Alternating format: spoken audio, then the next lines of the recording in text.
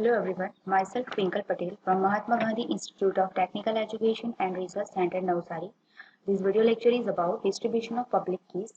In this video lecture, we will discuss the various methods for the distribution of the public keys. After that, we will discuss X.509 certificate formats, and then at last we will see public key infrastructure. So first of all, there are several methods for distribution of the public keys. First is public announcement. Second is publicly available directory. Third one is public key authority. Next is public key certificates. So first is public announcement. So in this method, user will publicly announce their public key. So if PUA is a public key of A, then A will publicly announce its public key. If PUB is a public key of B, then B will publicly announce the public key.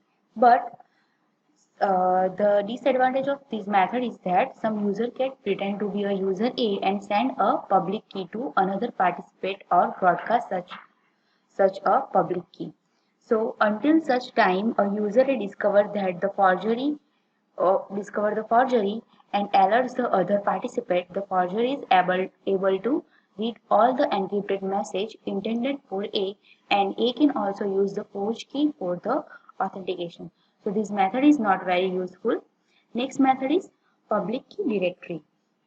So in this method, the authority maintains a directory with a name and the public key entry for the each participants. So this is a public key directory in which each participant register a public key with the directory authority.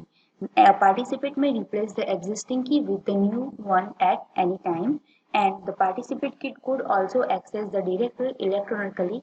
For this purpose, the secure authentication communication from the authority to the participant is mandatory. Next method is public key authority. In this method, the secure public key authority is used. First of all, A send a timestamp message to the public key authority containing a request for the current public key for the requesting for the current public key of the B. Next, the authority responds with a message that is encrypted with the authority's private key, that is PR, and thus A is able to decrypt the message using the authority's public key. Therefore, A is assured that the message is originated with the authority. The message includes the public key of the B, also timestamp T1 and the request. So the original request used to enable A to match this response with the corresponding earlier request, and to verify that the original request was not altered before received by the authority, and the original timestamp given, so A can determine that this is not the old message from the authority containing a key other than B's current public key. Now A stores the B's public key and also uses its public key to send a message to B containing the ID of A and the nonce N1. Here, nonce uniquely identify the transactions. After that, B will do the same, that is requesting the public key of the A to the public key authority, and the public key authority will reply with the public key of A, which is encrypted with the private key of the public key authority. So in this way, now B has a public key of A. Now in the sixth step, B will send a message to A encrypted with the public key of A and containing the nonce N1, which is earlier sent by the A, as well as the new nonce generated by the B itself, because only B could have decrypted the message. The presence of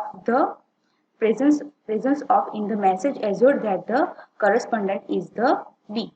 Now initiator A will return the N2, which is encrypted using the B's public key, to assure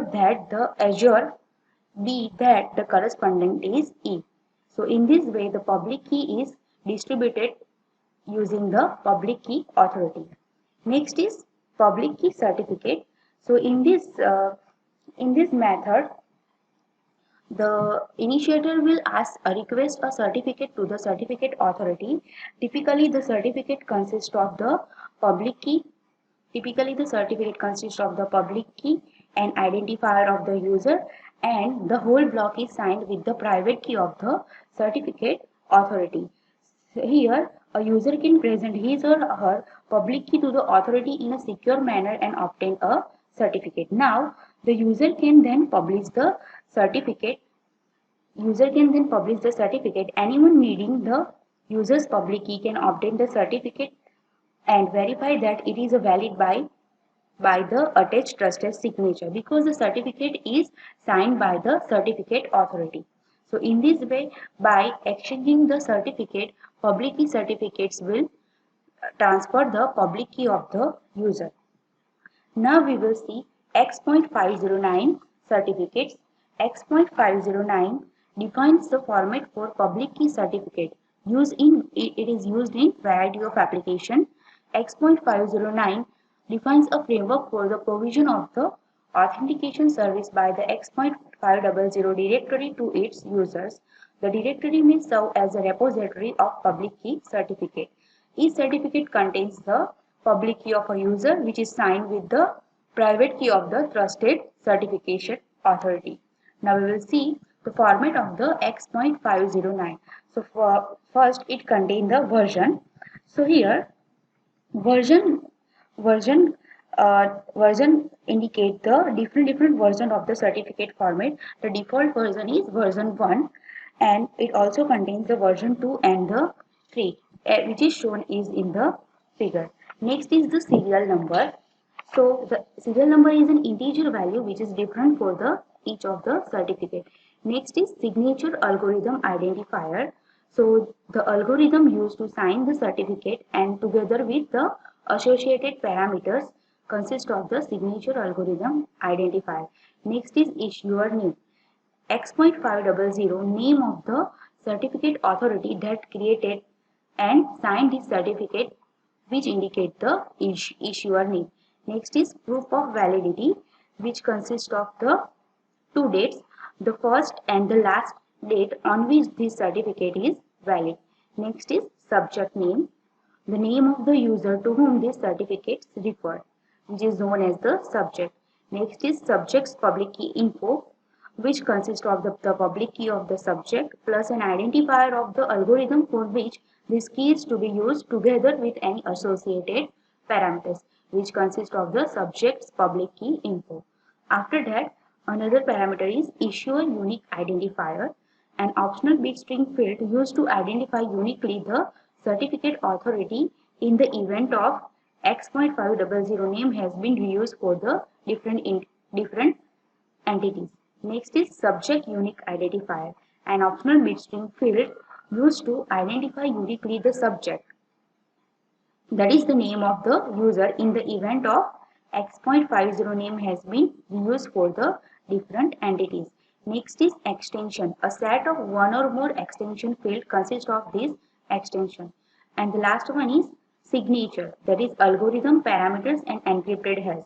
It covers all of the other fields of the certificate. It contains the hash code of the other fields encrypted with the certificate authority's private key. This parameter includes the signature algorithm identifier. So this is the X.509, that is the certificate format. Next we will see public key infrastructure. So public key infrastructure is defined as the set of hardware, software, people, policies and procedures needed to create, manage, store, distribute and revoke digital certificates based on the asymmetric cryptography. The principal objective for developing a PKI is to enable secure, convenient and efficient acquisition of the public key. So this figure indicates the interrelationship among the key elements of the public key infrastructure. So first key element is an entity. A generic term used to denote the user, devices, for example servers, routers or any other entity that can be identified in the subject field of a public key certificate. Next is certificate authority. The issuer of the certificate, usually certificate revocation list, is known as the certificate authority. It may also support a variety of administrative functions, although these are often delegated to one or more registration authority. Next is registration authority, an optional component that can be assume a number of administrative functions from the certificate authority. The registered authority is often associated with an entity registration process but can assist in a number of other areas as well. Next is CRL issuer, that is certificate revocation list issuer, an optional component that a certificate authority can delegate to publish the CRLs. Next is repository. So a generic term used to denote any method for storing the certificates and CRLs so that they can be retrieved by the an entities, which is known as the repositories. So this is the interrelationship between the elements of the public key infrastructure. Thank you.